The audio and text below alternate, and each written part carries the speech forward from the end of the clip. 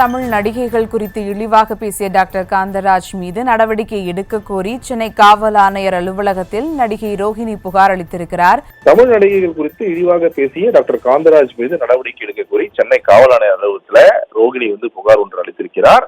தென்னிந்திய நடிகர் சங்கத்துடைய சார்பில் அதன் விசாக கமிட்டியின் குழு தலைவராக இருக்கக்கூடிய ரோஹிணி சினிமாவில் விபச்சார நடிகைகள் பட்டியலை வெளியிட்டு டாக்டர் காந்தராஜ் என்ற தலைப்புல பொதுமக்கள் பார்வைக்கு அவர் பதிவேற்றிருக்கிறார்.